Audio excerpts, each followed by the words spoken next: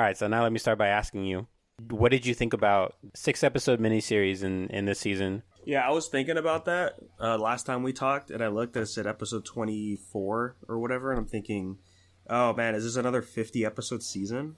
Because, yeah, that hasn't popped up yet. It's on season 8. It's called The Islands. No, that's not what I'm talking about. Yeah, this is part 1 to part 8.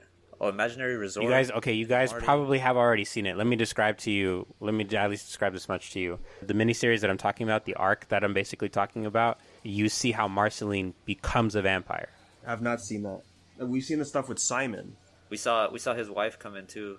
Dude, I thought she was going to be like a recurring character after that. Has not shown up since. It's kind of disappointing. Yeah.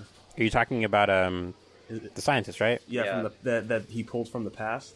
Yeah, we definitely wanted more of her. She's not super recurring, but she does come around from time to time. Yeah. I think the idea for Ice King is that, yeah, he has a tragic backstory, but he's never going to be redeemed, kind of thing.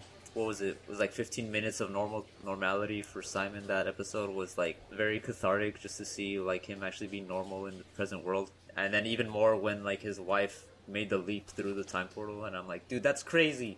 But what's gonna happen to Simon? And then it just turns out like it's tragic. It's just tragedy, dude. Mm-hmm. And I think they're gonna save all that stuff like for Fiona and Cake, the other show that came out. Right. Because from what I've seen on there, it's adult Finn, and then it's just normal Simon. He's not blue anymore, and all that kind of stuff. So, God, Fiona and Cake is crazy. You must have already seen an episode of Fiona and Cake. Yeah. You understand who Fiona and Cake are, right? Yeah, they're not real. Yeah. Right. I think it's a tale. So the arc I was talking about, you're Gerry's right. It is coming up. It's like one of the very first. It starts within the first 10 episodes of season 7, but it's called Stakes. So it's like 7 or 6 parts, but the episode is called the arc is called Stakes. Let me ask you your impressions of the season right now, like currently where you're at. Who would you say is the most interesting character just for this season? If I have to go most interesting, it's gonna be Lich King, dude. It feels like future setup for his return, and that's probably gonna be crazy. The episode I just saw, it's like, oh, maybe they're alluding to he will be back like in full force or something. I gotta say Ice King for sure. Just because, like, I'm all about, like, punished Ice King. just because, like... Okay, like, there was this Reddit post I saw one time on the Adventure Time subreddit, and it pretty much, I think, it fueled the fire for me to start watching it, whereas, like... I just watched this episode, too. It's the llama one, where Finn touches the llama, he's trapped inside. Oh, yeah. In the dead world, I think. And then, he falls in the hole, right? And it turns out to be the same spot he picked up the llama from. So he pulled himself out of that hole, and he was in like the Ice King's fortress and shit. It's that scene where he walks in the room and you see him jump. You see Ice King jumping on the bed and just fucking saying some weird shit about the Child of the Lamb or something. In the subreddit, like they made a really good theory, which was like in that time in the llama, that's not Simon. That's the Crown talking. Like, that's the Crown completely taking over Ice King and just telling him, like, I'm free because, like... I forgot exactly what happened, but it was something to where, like, Ice King wanted to be free from something or whatever, but it wasn't really Ice King. I don't know. The way he was talking made it seem like it wasn't Simon in control of the Crown. It made it seem like it was the magic inside the Crown just, like, taking over. And then when Finn was like, what the fuck are you doing? I guess Ice King just snapped back in. It's that little moment where it kind of brought me, like, I want to see, like, what is the Crown exactly. It's more, I think the answer to that question, Oscar, is probably not just Ice King, but more like the Crown. There was an episode about this. Yeah, that Crown is so like important. I think it was the last episode of season 5. No, I just watched that episode you're talking about, Oscar. It's coming up on season 6.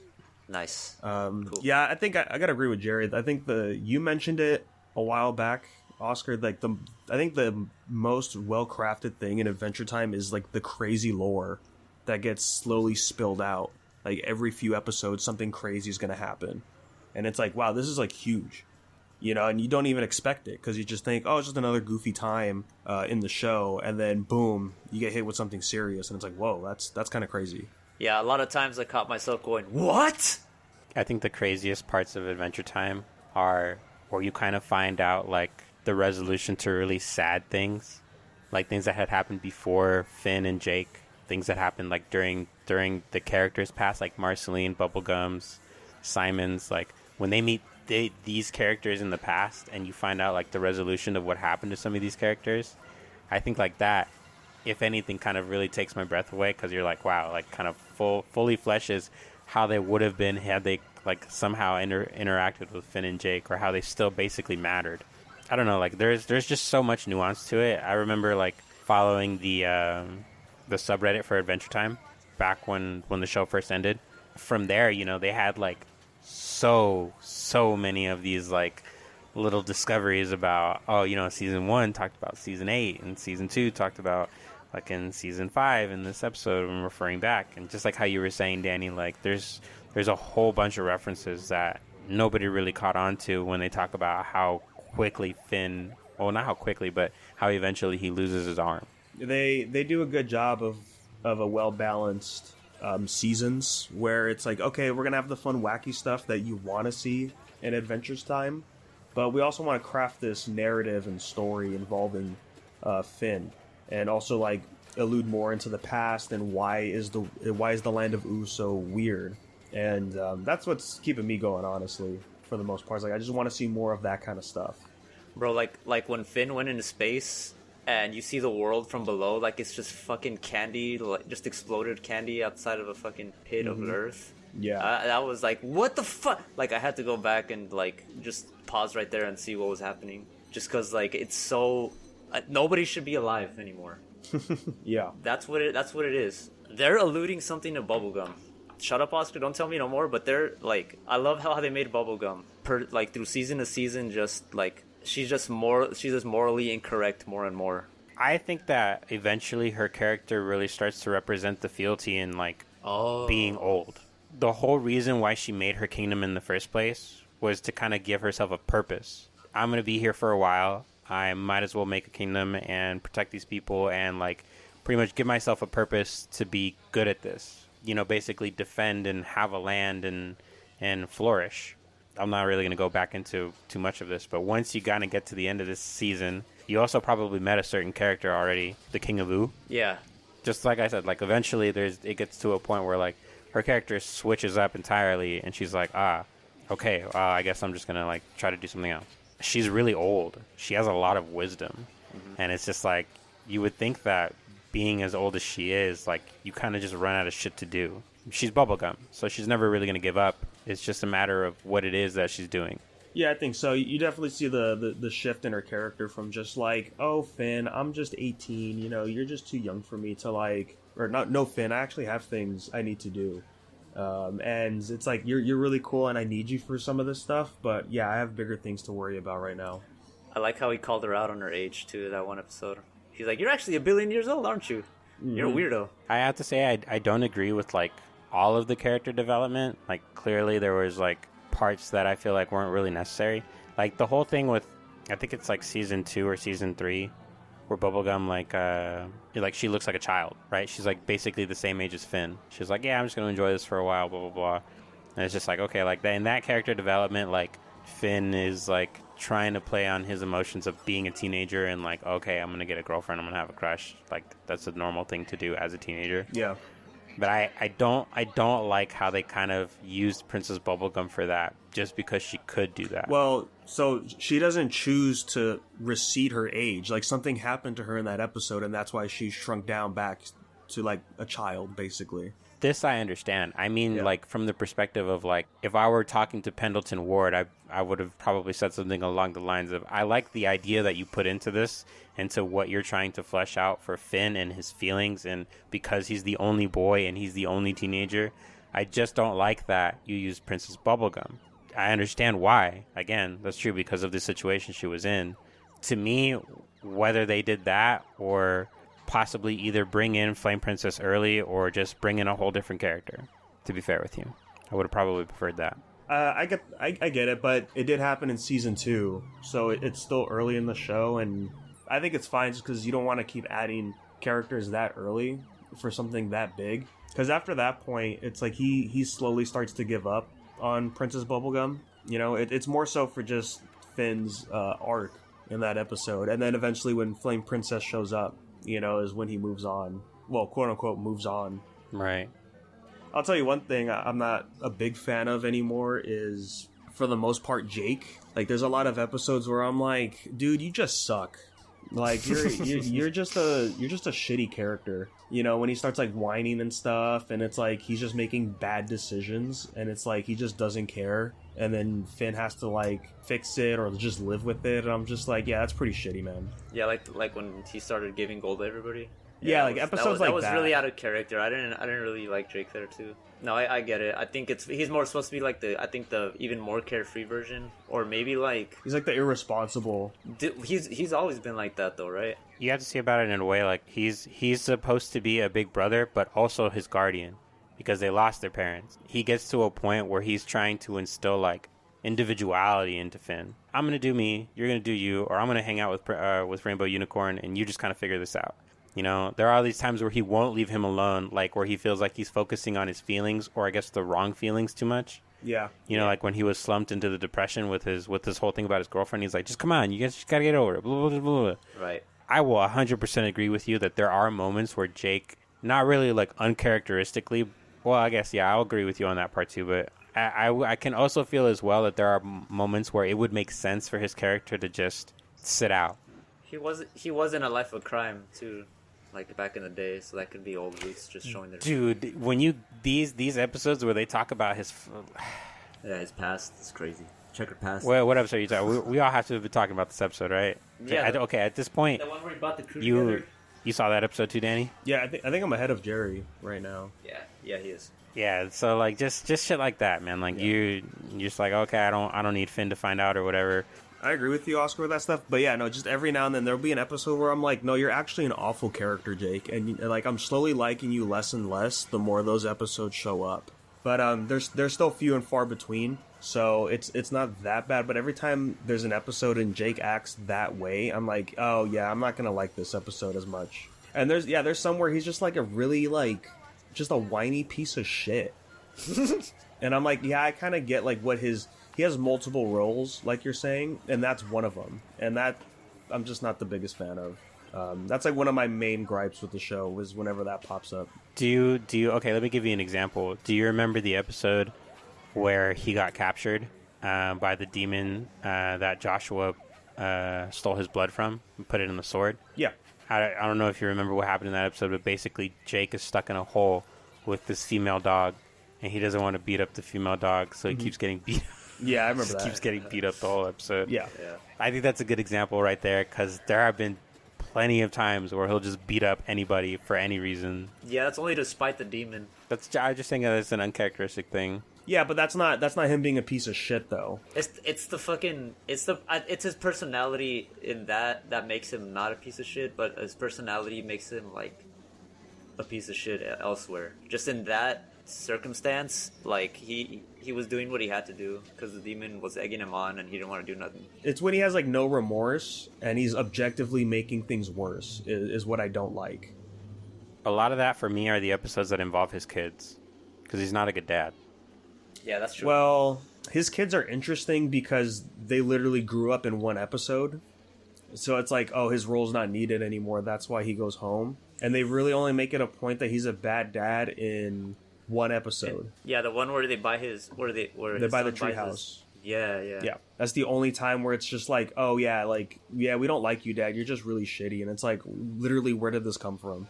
Honestly, I feel like it's just the boys in the family. Yeah. The business dude, the one fully grown, I guess, was fucking just who evicts your own father, dude? Honestly. And then the fucking neckbeard. But Jake Jr. No, Jake. Not Jake Jr. Yeah. But yeah, like he. To be fair, like he doesn't like anything, and like I like the episodes where Princess Rainicorn or Lady Rainicorn talks, and like I have to pull up the translator because some people on Reddit actually translated it word for word, and that helps really? a lot. Yeah, that's really nice. Like the episodes where she talks a lot, where like the one where Bubblegum and her want to go save them.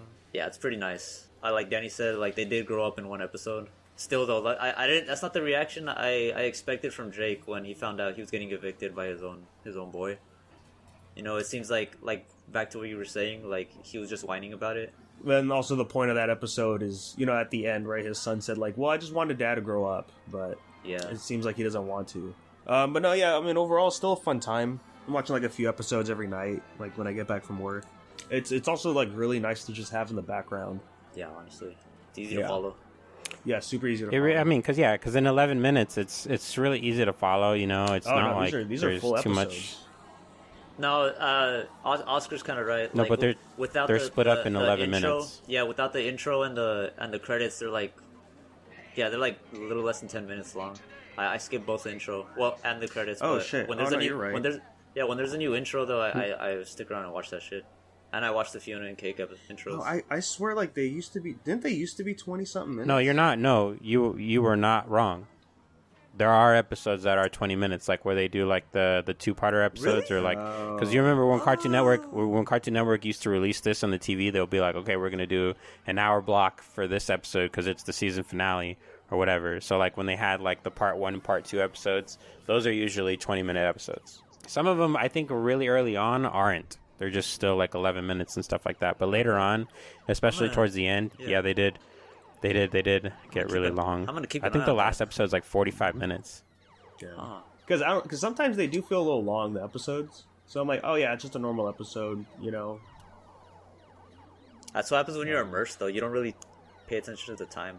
So really quick before we move on, one last thing I want to talk about since you brought up Jake, and we already talked about. When you get to the episode that Danny just finished, Gerry, you pay attention to one of the characters. Because, you know, like, again, there's, like, resemblances to characters that are reincarnated. Yeah. And so I'll just say in this episode, you get to see one of the reincarnations of Jake. Well, I don't know what the hell you're talking about, so good job. I don't even know what you're talking about. Yeah, good. No, I'm serious. Keep it at that. Good job. Because I don't know anything, and I'm excited. I'll give you one more season before we really get into this. Hell yeah. So, Gerry, how are we feeling, man? Are you downloading Fortnite right now, like we were talking about? Are you gonna do it? 37 minutes left. Oh man. Raiden is waiting for you, bud. He's right there. Bro, I didn't want to play Fortnite again. Like that video you posted on Twitter with Old Snake just talking about how much Fortnite has changed. That guy's just me. All right, Yeah. no more. It's no from building to zero builds. Kind of what we wanted. And even when they brought the zero build mode out, we still didn't hop back on. It's very fitting that Metal Gear brings me back. I saw somebody posted on Twitter. I was like, man, times really do change. Because they're like, oh, with Raiden now being added to Fortnite, we now have 4 characters that were in PlayStation All-Stars. You just think back in the day, because that was 2013 when All-Stars came out. And back in the day, all the studios that had those characters were like, I don't know, man, you want to use our character? That's a tall order. I don't know if we can do that. That's actually asking a lot, kind of thing. And now it's like, these days, anybody's anywhere now. It's like, oh yeah, you want Spock in your Fall Guys? Sure, that could be a thing. We can do that. Oh, you want the Golden Girls in Fortnite? We can do that. Yeah. Oh my god, that would be so insane. Dude, freaking the Final Fantasy crossover in Apex. It's like, what? Yeah, that was wild. When I saw that Buster Sword come out and they just started omni slashing a crypto. Yeah. There's the cosmetic, right? Like you can just get a cosmetic for that, like an heirloom. Mm-hmm. And then they actually implemented the Buster Sword itself as a weapon in that game. Dude, that is some high level gameplay right there. I've seen people get murdered with that thing. Like everyone already has one strapped to their back with some fucking like LMG or the AR, the Spitfire. Mozambique. Yeah, dude, yeah, it's pretty nutty, man. That was a real W right there for Apex and Final Fantasy. Yeah, for both actually. Yeah, good point. Yeah, that just makes me think that we're probably gonna get like these same sort of collaborative like items or cosmetics in Rebirth when it comes out next month. So I'm thinking like, for Apex they might do like some sort of costume. They could play that more often, I can imagine. Or if they give like like a themed weapon to some of the characters in the game. Like Barrett gets a gun from Apex, or just named after an Apex gun. I mean, I don't know. I'm all for it. You know, I love Negan in Tekken. Just like some more wild shit like that would be awesome. Like freaking come on, like Danny Trejo's in Yakuza now. I'm definitely getting like a Dragon Infinite Wealth. I don't know if the dub is going to come out on the same day or if it's going to come up as an update. No, it's the same day. Are you sure? Because I think the Man with No Name just recently had an update and it just dropped the dub on there. Oh, really? Oh, that's weird. Yeah, because when I looked at the notifications for it, it says that the dub is now released. But either way, I mean, like, come on, you know I'm going to play it subbed anyway. If Danny Trejo could voice his own lines in Japanese, that would be cash money. That'd be key. Japanese is not that far off from Spanish. Let's be real. It really isn't. You can roll your R's. You're great. You're perfect. For real. I mean, do you remember, Gerry, in Japanese class when our teacher said, "Oh, bread is pawn" in Japanese, and we're like, "Hey, no way, dude!" This is it. We passed. It's over. It's like that's why that's why there's cholos in Japan. It just makes sense. Yeah, it's funny too because when we were going, I was working with the Japanese coworker, and we were talking about Japan and shit, and she told me her full name, and I said it. She's like, "Whoa, that was really fluent." And I'm like, "Oh, I think I'm just Latino. That's it." Yeah. I wonder if Danny Trejo is doing the voice. I didn't look into that. If he is, I have to change my audio to English when he comes up. Or can we have like the Tekken option to where like it's just him in English? Oh, please. Yeah. Just cut the middleman, dude. Just give us Danny Trejo in English. Everything else, just keep it. So yeah, while you're grabbing Infinite Wealth, I'm going to be grabbing Tekken, going through that wacky story. I can't wait. I just want to see Harada pull like some crazy ass Shamalamalan, and like bring Heihachi back, but like as like the soul embodiment of that girl. What's her name? Chizua, the girl who's like sitting in the chair. Or Reina. Yeah, bro, that shit's gonna be so cash, man. I'm definitely gonna be looking forward to any streams, any Evo contests, and I know that they've already come up with some pro circuit matches and stuff like that from what I've seen. I'm not gonna lie, dude. One of the most interesting characters I've seen was that French guy who was kind of like Raven. Victor. He's got like the sword and the gun. Yeah, bro, that guy's gonna be cash. Yeah, he's gonna be fun. Cash. Yeah, I know the Tekken World Tour ends next month, if I'm not mistaken, or at the end of this month. So when they start the new one, it's gonna be all Tekken 8 from here. What do we get? Like 21 DLC characters in total from Tekken 7? It was like 8. 19? No. Oh shit. Oh damn. Okay. Yeah, you were closer. I remember the last character being the senator from the president of Poland. What country? President of Poland. No, she does a keto. It's Lydia. Yeah, it sucks that she didn't make the main roster for 7, or excuse me, for 8. She might pop back up as DLC. I mean, don't get me wrong. I like that they added a Peruvian lady because I like to be represented, but I don't really think that she was necessary. I just kind of, it's just like you're just filling in space. I was gonna say, I think by far Tekken probably has like the most characters that don't come back between them and probably Street Fighter, honestly. Yeah, Harada mentioned it a few months ago when they were talking about there were like certain characters they didn't announce that were going to be coming back in Tekken 8. And he mentioned like, yeah, we do want these characters back, but what's important right now is like making sure we get like a good representation of everybody. That's why we're not seeing like certain characters return. The joke when the new Peruvian girl showed up, and it's just like, oh damn, we got our saucy like Latina girl. That means like no Katarina, no Josie. Like they're not going to be in the main roster because we already got one. Yeah, because you got one. That's fucked up. That's funny. And yeah, like as far as like filling space goes, you can argue that for Tekken 7 more, I think, because when you look at Panda and Kuma, they're still very similar in that game. But now in Tekken 8, they actually are branching away from each other by taking moves from Heihachi and Zhao Yu, respectively. So that's kind of cool that they're finally like going to be doing stuff like that. But characters like Gonryu, I'd say maybe even Marduk. I always heard people say, why bring those guys back? Like, nobody wanted Gonryu. back into the game. And it's like, yeah, I guess you could say like that was like a wasted slot for DLC. I mean, you know, Devil Jin's been a thing since Tekken. Was that Tekken 6? Like he's been like a main roster character. Yeah, I don't know. It's always interesting to see like these big fighting games and like what are the staples that have to stick around and what are the ones that aren't. And hear me out. This is a stupid idea, but if they did the popularity polls that they still do for manga readers every now and then. Oh yeah. I think, and I have an idea that there is something to do with that because I know that they look at the character percentage usage. Yeah, that's what I was gonna ask. Right.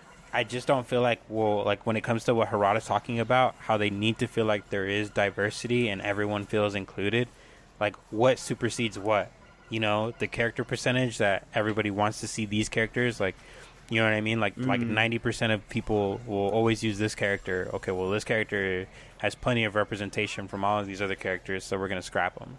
I don't know. I think in a way that it would make more sense to kind of go the route of let us have that vote, right? Like let us have that power to tell you like which characters we would prefer to work with and which characters we wouldn't. You know, not to say that like I guess it couldn't work out, but I just feel like again with the roster that Tekken has and what Street Fighter has, there are plenty of characters that have already existed and will probably like be created in the future, you know. So like an abundance of characters, there's never going to be enough. You know, we got a new guy that just came out for reveal for Street Fighter 6, and I gotta be honest with you, it's just another white dude with some side bang. Like he ain't no fucking different. Oh, Ed? Yeah. Like what was Ed? And I was like, oh, is this guy gonna be like Charlie? Is he gonna be another Guile? Is he gonna be like what's his face, who is also a copy of Guile from Street Fighter Alpha Max? Like so, you know, like it's just. Well, you know, he's not a new character. Who, Ed? Yeah. Well, which one is he from? He first appeared in 4, and then he was DLC for 5. No, but you're right, dude. Like Street Fighter is like the perfect example. It's like how many more games are we gonna get where they have to include every single road warrior? How many people use Dalsum? There's not a lot. You know, he's always the one they look at that say, why is he still in the game? And it's like, yeah, sure, legacy thing, but he's just not there anymore. Like, he's got some cool stuff, sure, but he's not popular like everybody. Like, at least with Blanca, like, I guess they changed him enough to where people start using him more. Like, I forget his name, but he was at EVO and Top 4, there was a Blanca player. And I think as far as I know, the only game that's actually put out a poll was Smash. For Smash 4, when it was on 3DS and Wii U, they put a character poll of like, oh, who do you want to see? And, you know, the biggest vote for America was Sora, and we eventually got him as the last DLC for the game. That would definitely be, I think, a win in my book for something to take into consideration. I think I want to say Guilty Gear also did this. Like, they also had a poll for which DLC characters to ask. Skullgirls did the same thing, now that I think about it. Oh, that's right. We definitely had polls, yeah, for who we wanted to see as characters for DLC. Yeah, I think that was part of, like, the Kickstarter thing. Forever ago, when the game was still good and relevant. Yeah, well, that's just the thing with fighting games. There's just too many good characters, not enough space in each game to have them all. And then they keep adding new ones. They don't stop. If we get a Tekken Tag 3, you know, that'll be the one where they put everybody. Yeah, because Tekken Tag 2 had everybody in it. And I think that roster ended up being like 80-something characters. But mind you, like, there's going to be a lot of characters that play the same. Well, what are they called in Smash? Echo Fighters. There you go. Who did we have in Tekken? I think of what was his name? Violet, and he was supposed to be a reskin of Lee. Yeah, I mean, you have like Forrest and Marshall. Back in the day, you had Julia and her sister. What the fuck was? You know, I will say that the cool thing with Tekken, it's technically a reskin. Raven wasn't in 7, but Master Raven was in 7. Different character, but like just different enough, I think, to where she can be her own character. And then it's like, oh, Kunimitsu. Like, oh, Kunimitsu came back in Tekken 7. That's really cool. Oh, but it's not actually her. It's actually Kunimitsu's daughter who took on the mantle. And it's like, okay, that's kind of fun and a way to keep it fresh. But I guess people don't like Forest Law, and like, we're like, no, we'll just keep Marshall, and he'll just be younger. Oh, the same thing with the Kings, right? Like, King died, and like, I'm pretty sure everyone forgets it's actually Kuma Jr., right? Because the original Kuma died I think in Tekken 2. Well, I think to your credit, at least they're giving exposition on like why these characters are back or why they're like basically not exactly the same as they were before. But if we're talking, or at least comparing them to literal Echo Fighters, then yeah, Tekken is just doing strides like way better because, you know, at least they're, again, having a different character, or at least with differences in their fighting styles and their move sets and things like that. You know, an Echo Fighter is just still the same, just a different skin. Still have the same move sets and everything. So there's King, Armor King, King 2, and I think they did kind of differ a bit. I don't think that their command grabs were the same. Yeah. I can't say that for almost every character. Because like I said, I do think that there are some that do work that way, like Violet and Lee. Christy and Eddie. Yeah, Christy Eddie. Yeah. Christy and Eddie.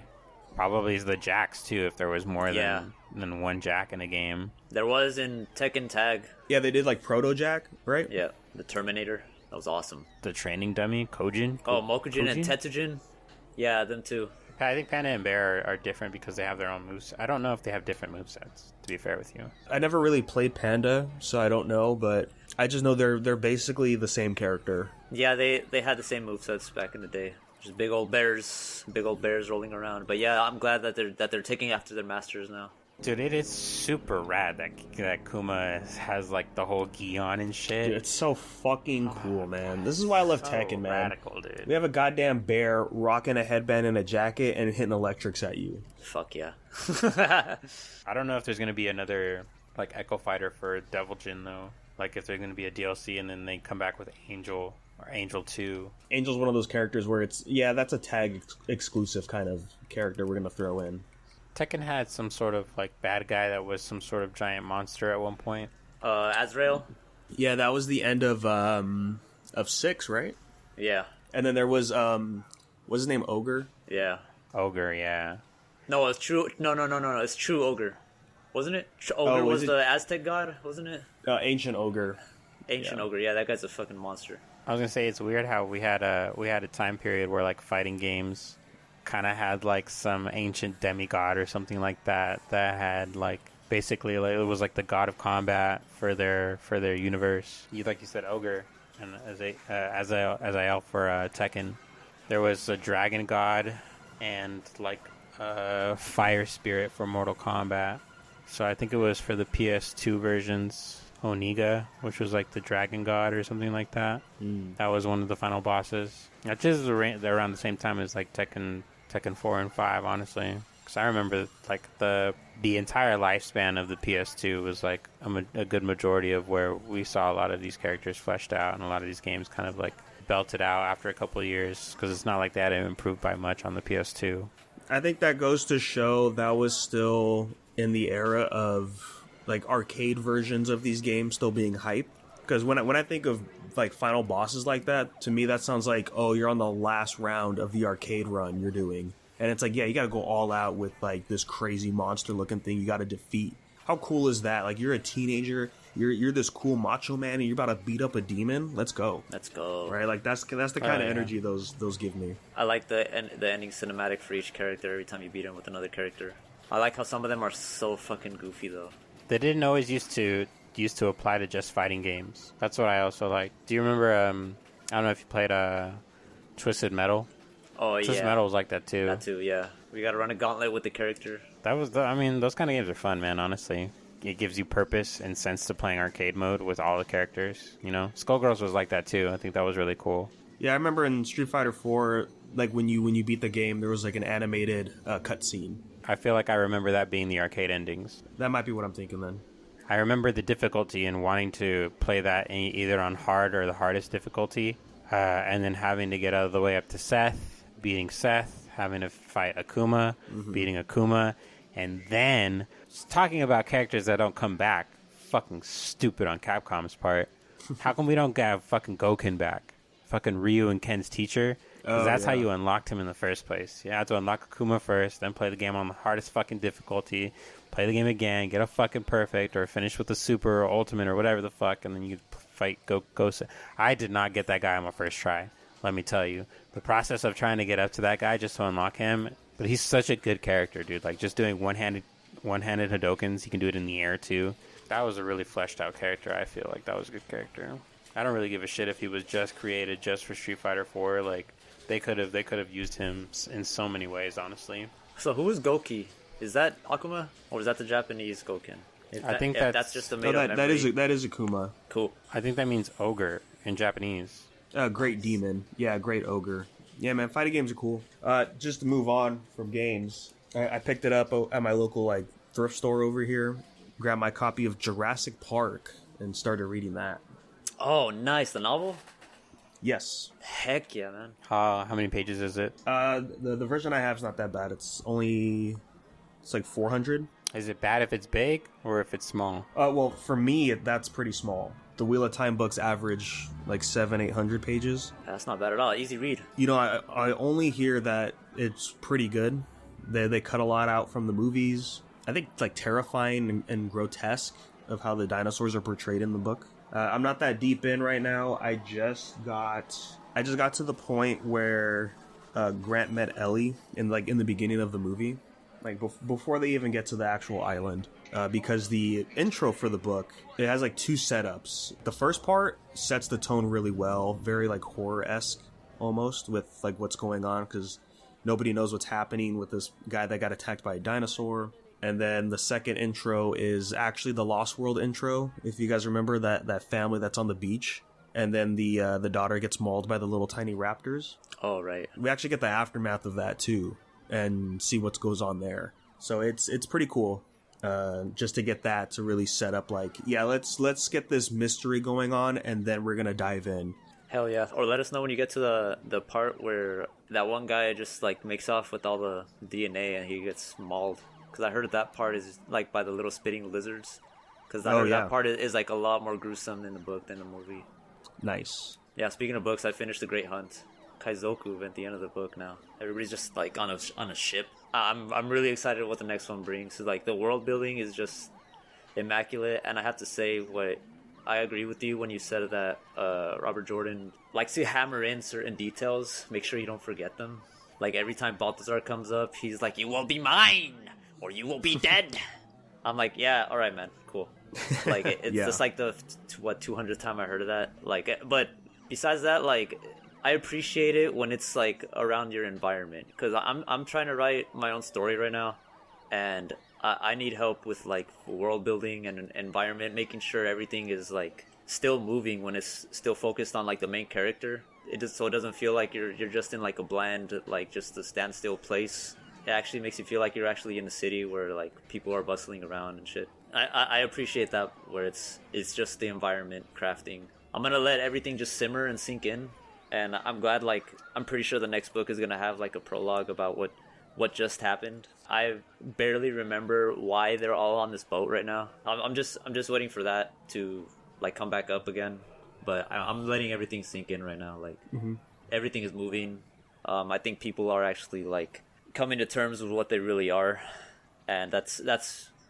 I can't wait to see like how the characters are gonna grow after this. It's a fun read. It's a fun time, dude. Yeah, the next book is gonna be that kind of coming of age thing you're just talking about, the Dragon Reborn, where the characters have to kind of accept what's going on right now. Nice. The prologues, though, for the most part, it's not gonna lead into what the main story is for the book. It's more so the stuff that kind of happens that they didn't cover in the last book. That's gonna start happening more the further you go in. There's gonna be a lot of characters missing in books, and the prologue, for the most part, will just tell you like, oh, well, this is kind of what they were doing and what they're gonna lead into if they show up in this book. But still, it's still important to read. So yeah, I wouldn't skip it. No, for sure. Like, I was talking to some coworkers today, because I'm on book 9 now, and the prologue was 86 pages. Fuck. Oh, dude, I didn't even know people read prologues in books. And I'm like, oh no, yeah, you kind of have to. That's like when you're watching an episode of One Piece, or like one of the other big series like Bleach, or Naruto even, because I've seen this happen sometimes, and they don't start the opening right away and go a couple of minutes in the episode. I think I remember probably for a One Piece episode or a Naruto episode, I forget which one it was, but it's like they didn't even show the opening until like literally halfway through the episode. That's man, I like those kind of things, but halfway through the episode, man, come on. Might as well just like skip the intro. You already know what you're here for, dude. Yeah, just save it for next episode. Dude, I know. Just play the opening twice. Yeah. When he saves it for the next episode. Oh man. They're like, hey, we forgot to play the opening, so here it is again after the first opening. Book 2 really sets that Wheel of Time is not just another Tolkien-esque book. It's doing its own thing. Yeah, for sure.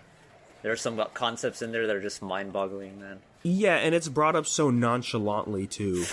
And it's like, oh, wait, can we take a step back here? I'm pretty sure our main characters don't even know this was possible. And everyone's just pretending that it's okay. It's like, what? Yeah, it's wild. It's a very unique world, and like with the Aes Sedai and like how they have to use their powers and stuff, it's all just unique. Yeah, like about the world building too, like how there's a section of Aes Sedai that aren't called that. They're just I forgot what the word was, but they're all just slaves to like a somebody else. Aside, it's the Saldam and the Domani. Yeah, the Saldam, yeah, and the Domani, yeah, both of them. Like that was interesting to me. How they're just a bunch of Aes Sedai just trapped. That whole collar thing was just like cathartic, though. Before I go on to the next book, I think I'm gonna finish the Mistborn series. I've kind of been just flopping back and forth between the two, and now I can finally. I know I said I couldn't before, but now I can differentiate the two. Now with this book now with the Great Hunt just finished, it's like it's its own thing than Mistborn. Like my mind now fucking realizes that both are great. Two different stories, same hype, honestly. I do want to get into Mistborn soon too. I'm debating when to start that, but I think I want to stick with just one series per genre kind of thing. Yeah, that's a good idea. Yeah, because I was like, oh, I don't know, do I want to read a second book? I'm like, well, it's Jurassic Park. It's like sci-fi. I'm fine with that. So these are just leaks. We don't know yet. I saw on this account that always pumping leaks out for stuff, but they announced that Viral Hit is most likely getting an anime. Just let's fucking go, dude. Yeah, I'm so ready for that. I'm raising my devil horn so hard right now. It's like not only for the fact that it's Viral Hit, it's a manhwa about fighting. If we have a good studio working on this, it should come out legendary, because the fact that like the story in itself too. But not only for those reasons, but if it does well enough, we might get a season 2 of Lookism. And that I'm praying for that too, because we've gone so far with Lookism and Viral Hit. They need their justice. They need to get shown like the growth and just the world building in itself. And I understand that is just probably the most difficult part of animating an original work, because like you of course you got creative differences and stuff.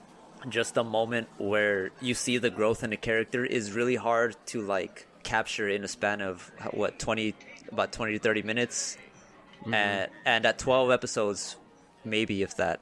The fact that we're getting our like favorite manhwas animated, like first it was Tower of God, then Lookism came out, it gives me that much more hope to where like these might be not just a one-off, but hopefully continued more and more. The rise in webtoon anime, it's going to be great. I don't think you guys have read it, but yeah, there's a webtoon Terror Man that's being animated. That's a really good series, so I hope that really does well. I think Tower Season 2 is this year. I think that's hitting in July. Yes. So that's going to blow up. Oh, yeah.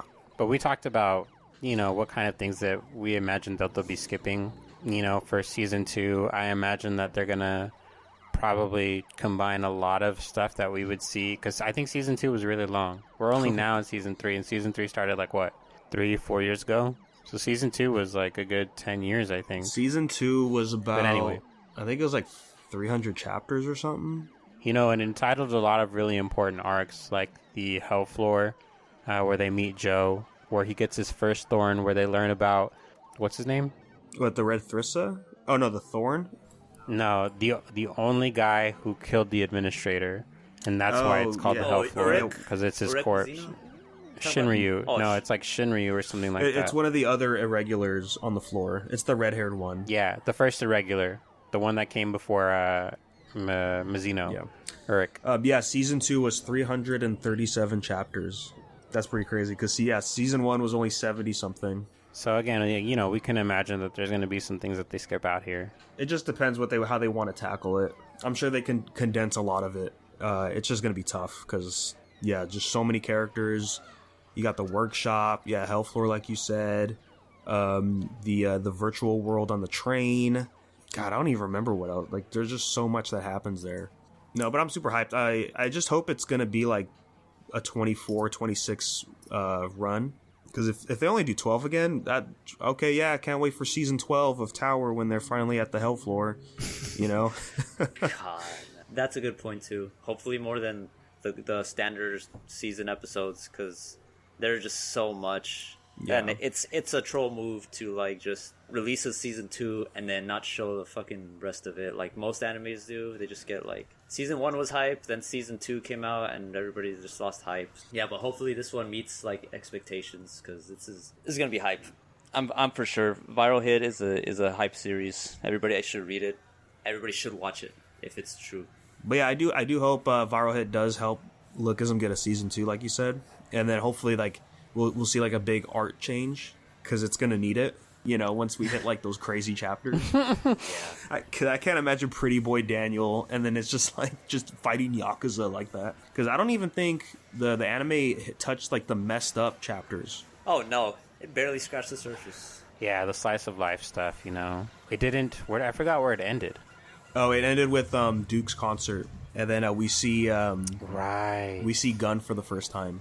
We also saw DG at one point, right? Yeah.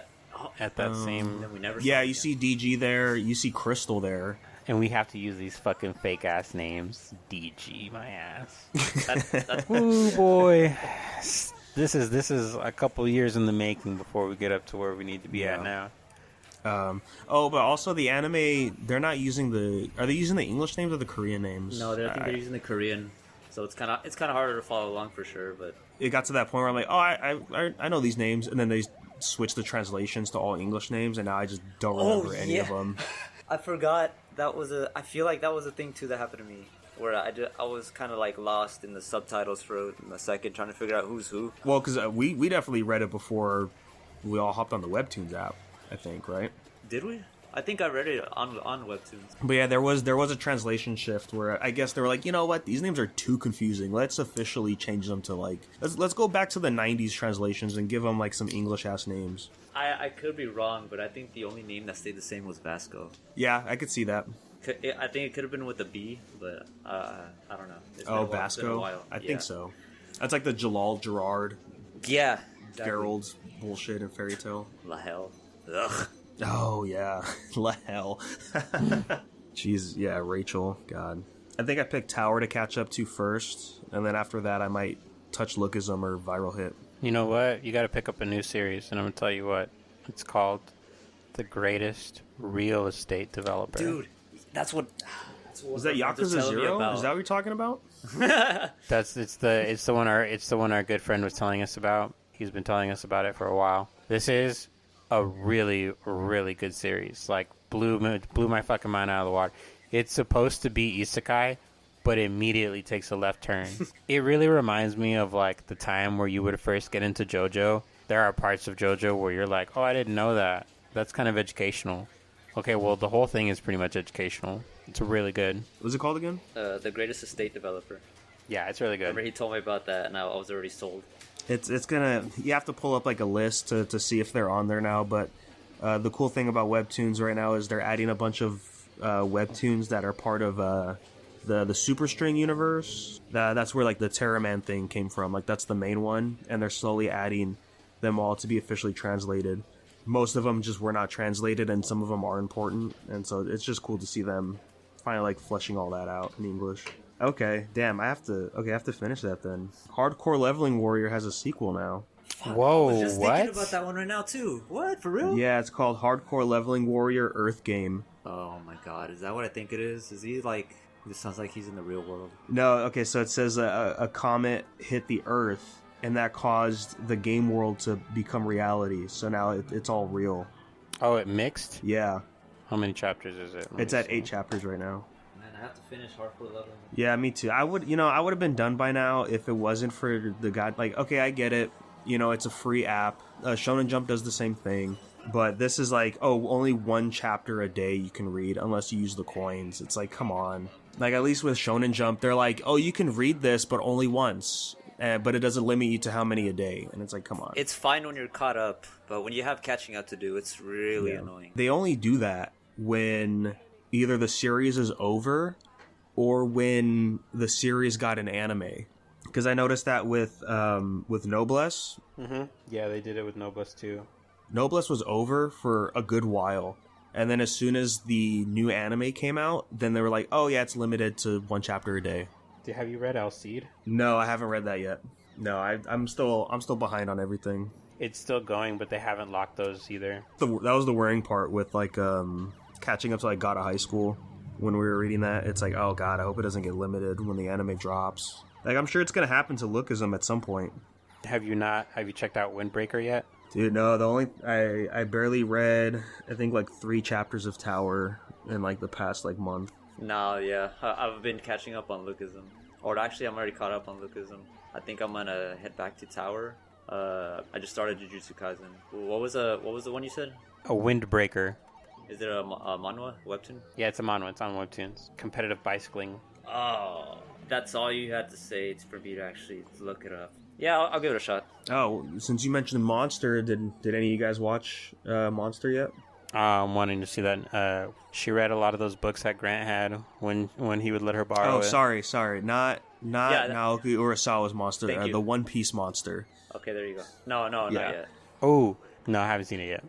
Did you read the one shot though? No, not yet, but I did see it's on the app now. I don't know why I never read it back in the day. Yeah, I'm going to read it first, and then I kind of want to watch it, because I think I said it before. I want to see if they changed anything in the OVA to make it, like, sort of canon to One Piece. I heard on Twitter that there's a narrator for it, and they use the voice actor that does Zoro. You know, I would have never pinned... I'm gonna imagine Zoro just reading out of a book and talking, even though I'm sure he can't read. I never pinned Zoro as a good narrator until you said that.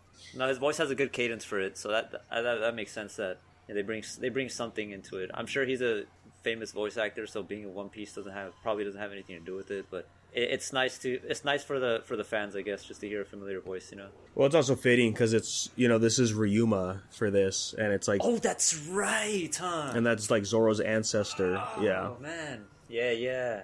Oh, then fuck with everything I said, dude. That totally makes sense. And yeah, so yeah, the OVA is only 25 minutes. Nah, nobody cares so much about Xbox here, right? It's a codename Brooklyn. I didn't really read anything else. I just saw the controller specs, and it looks black and white monochrome. I'm always in love with that. It actually looks like I don't know, is it a cylinder? That's what it looks like off of the thumbnail for this. Xbox Brooklyn. Hey, yo, what up? Expected price, like $4.99. Oh, okay. This makes sense now. So this is a Series X. Yeah. This is not the S, which... because the S is all digital, right? But it's not as powerful as the X. Now the Brooklyn here, it's going to be a Series X that's all digital. It also looks like this is just going to be the Pro version too, right? If they release the Pro first, then they release like a simplified version. That's. Wait, are you talking about like the S? I guess for video game console makers, like they release the Pro first, right? And then they usually release like the console and then the Pro version of the console after that. No, it's usually the console, like the original model, and then they'll do a remodel, which is like a slim. The slim in this case. Think about it like Xbox 360. Remember, we had the original Xbox 360 because it was white, and then they came out with those mini ones because they were small and they were black, and then they came out with the Pro series, the slightly new ones that didn't have like the red ring effect. It's the same thing for the PS3s. Right, we had the PS3, the original one with the backwards compatibility. That's true. Then they made a slim version, and then they made a Pro version. Yeah, okay. Well, I guess in that case, PS3 was different because they released two simultaneously. Because there was a $400 version, and then there was a $600 version. The $600 version was the big one that had the playback compatibility with PS2 games. The $400 version didn't. I think it was just bigger hard drive space. Back in the day, I think the bigger one was, 12 gigs instead of 8? Yeah, the PS3 had many versions because eventually they took out the emulator thing for PS2. They dropped that slim one where the top slides to the side. That one was like the third slim that came out, I think, because they had another slim before that. The one before that's the one I have, where it has it's like a matte finish almost on top, and it's just one giant shell. Yeah, okay. So at launch, it was either the 20 or the 60 gig hard drive. Yeah, that's what I was about to say. Yeah, 500 for the 20 gig and then 600 for the 60 gig. Mm-hmm. That's crazy. It's crazy dude. thinking about it now, right? Yeah. Dude, yeah, because like I can plug in my PS3 that I have in my cabinet right now, and I can think about the games that I want to install on there, and some of them are already at least like, what is it, like 8, 10, 12 gigs. Like some of them are even probably 15 to 17 gigs, you know. So it's like, Yeah, oh, I'm sure there's games at the end of the life cycle for PS3 you can't play on the original just because they're too big. yeah, for sure.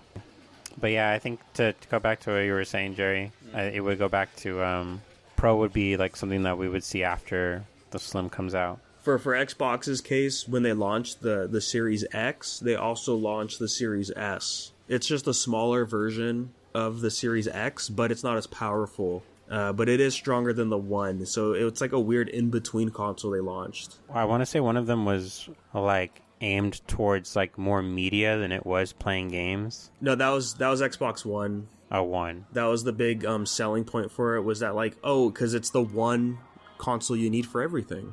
It's going to be in the living room so the family can use it. You know, you could do all sorts of crazy stuff with it. Like that was the main marketing for that. No, yeah, the Series X, I think it's like 1440p. It's just a beefier Xbox One. So the X series was supposed to be like the PC competitor, like it was just supposed to run things at like. No, the Series X was their PS5, and then their Series S is basically the PS4 Pro Plus or something. That makes sense. Okay, yeah, so like a PS4 Pro, because it would basically run it, but not as well as the X. I do like this new controller though. I like that texture on the handles. Mm-hmm. Xbox knows how to make a controller, I will say that. Well, they're also the ones that they do the customized ones, right? Like in-house. It's not like a third-party company that makes them. Like, what do they call the Elite controllers? The Elite series?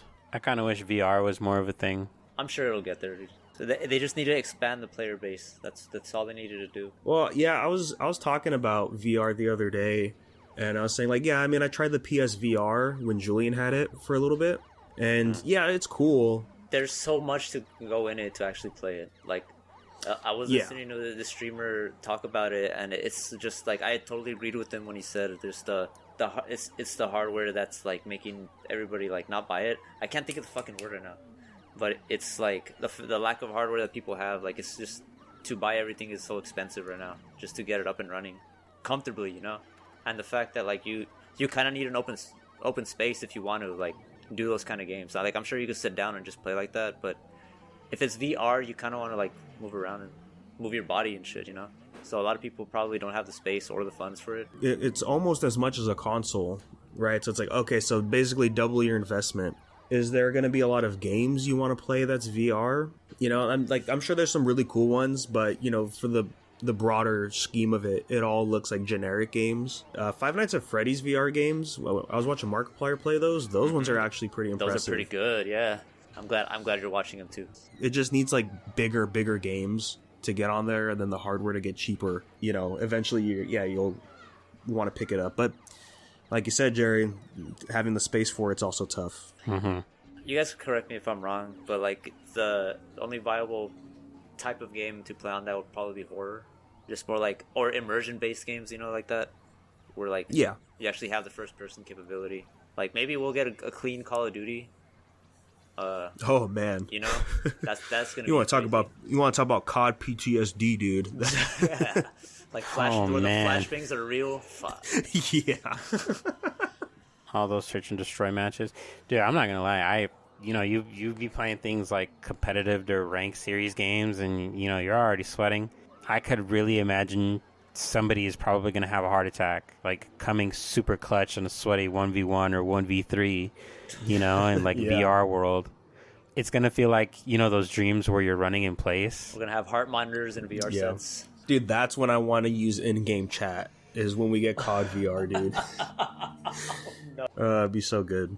Yeah, we need games like Time Crisis or like the Terminator games at arcades, like that kind of stuff. If that's VR, yeah, I'd be down.